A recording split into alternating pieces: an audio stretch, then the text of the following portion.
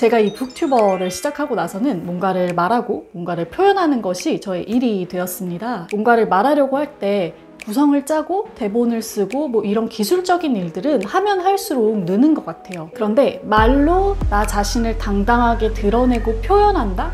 이것은 아직도 저에게는 조금 어려운 일인 것 같습니다. 아직도 외부에서 촬영을 하거나 강연할 때는 엄청 주눅드는 경우도 많고요. 우아하고 당당하게 나를 드러내는 방법에 대한 이야기 지금부터 시작합니다. 공백의 책단장.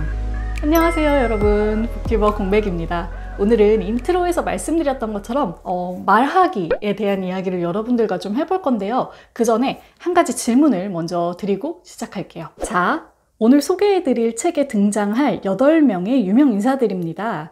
미국의 퍼스트 레이디였던 미셸 오바마부터 작가인 조앤 롤링, 치마만다 응고지 아디치에, 독일 총리인 앙겔라 메르켈, 그리고 오프라 윈프리까지 다양한 사람들의 이름이 보이죠. 이들이 말하는 모습을 잠깐 상상해 보세요.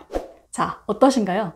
방금 보여드린 이 인물들이 말하는 모습을 떠올리면 아마 이런 모습을 상상하게 되실 거예요. 수많은 청중 앞에서 당당하고 의연하게 연설을 하는 모습, 혹은 테드에서처럼 세계적인 강연을 능수능란하게 이끌어가는 모습.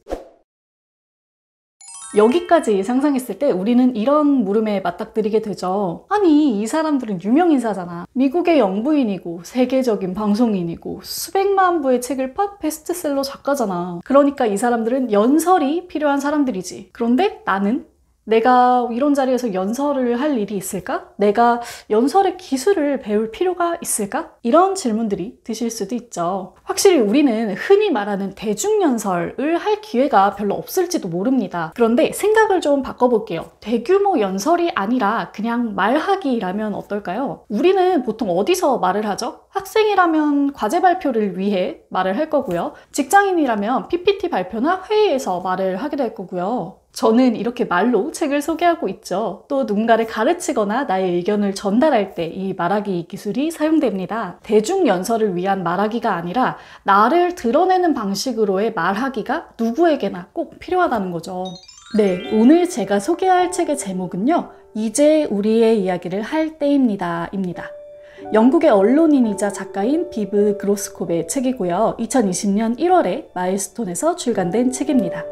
자, 책의 목차는 이렇습니다. 아까 제가 보여드린 8명의 유명인사들이 차례대로 들어가 있죠. 개인적으로 제가 좋아하는 분들이 많이 보이네요. 이들을 말하기에는 각각 어떤 힘이 있는지, 그것을 어떻게 배우면 좋을지가 이 책의 주요 내용이라고 할 수 있겠습니다. 오케이.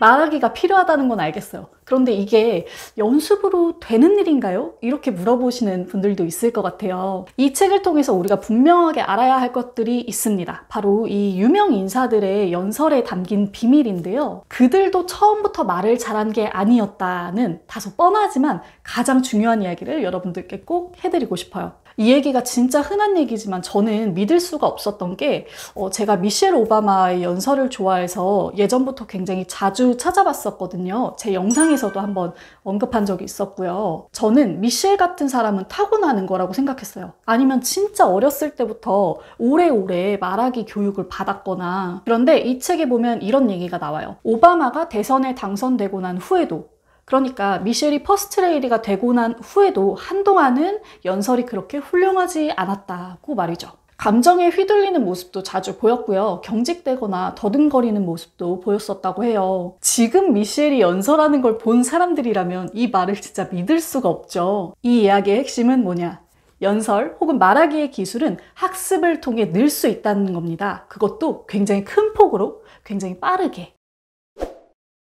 과제 발표나 PPT 준비를 눈앞에 두고 잠 설쳐본 적 다들 한 번쯤 있으시죠? 저도 강연하기 전에는 진짜 엄청나게 긴장하거든요. 대부분의 사람들이 가진 문제는 이겁니다. 발표 내용도 탄탄하게 준비를 잘 했고 연습도 꽤 많이 했는데 정작 말을 할 때면 너무 떨려서 머릿속이 새하얘지는 동시에 내용이고 뭐고 다 날아가 버린다는 거죠. 준비 여부와는 상관없이 아니 떨리는데 말을 어떻게 해요? 이런 상태가 되어버리는 겁니다. 이 부분에 대해서 이 책의 작가인 비브 그로스콥은 이렇게 이야기합니다.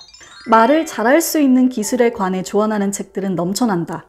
그런 책들은 하나같이 말할 때 포함해야 하는 내용, 즉 무슨 말을 해야 할지에 초점을 맞춘다.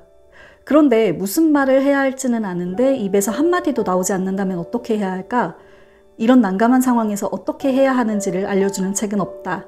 또한 대부분의 사람들이 선천적으로 가지고 있는 연설 공포증을 극복할 수 있는 비법을 제시하는 책도 없다. 그러나 이 책은 다르다. 말하기 자체에 초점을 맞추지 않았다. 오히려 화자인 당신에게 초점을 맞췄다.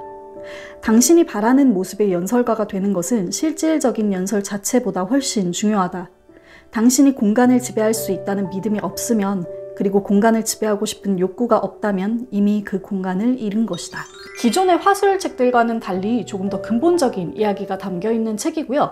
나에게 초점을 맞춰 해결책을 제시하는 책입니다. 어떤 연설이나 장소의 성격에 맞춰서 나를 연출하는 것이 아니라 내 모습을 그대로 보여줌으로써 공간과 연설을 장악하려고 시도하는 거죠. 또한 사람들 앞에서 말하기를 꺼리는 혹은 두려워하는 나의 내면에 어떤 불안감이 자리하고 있는지도 파악해 볼 수 있습니다. 그 불안을 이겨내려는 시도를 천천히 따라해 볼 수 있는 책이에요. 자, 이번에는 저의 마음을 가장 끌었던 구절을 좀 소개해 드릴게요. 행복하고 품격 있는 상위층에 대한 내용입니다. 작가는 미국의 퍼스트 레이디였던 미셸이 행복하고 품격 있는 상위층의 모습을 가장 잘 보여주고 있는 사람이라고 이야기했어요. 저는 사람이 긴장하거나 취약해졌을 때 자신의 본 모습을 문득 드러낸다고 생각하거든요. 그리고 그 본 모습이 선하고 탄탄해야 빈틈을 잘 보완할 수 있다는 생각도 들고요. 아니, 미셸은 영부인이니까 당연히 행복하고 품격 있는 상위층의 모습을 낼 수 있지, 이렇게 생각하실 수도 있어요. 하지만 여기서 작가가 이야기하는 행복하고 품격 있는 상위층은요, 지위나 권력, 돈으로 만들어진 상위층이라는 의미는 아닙니다.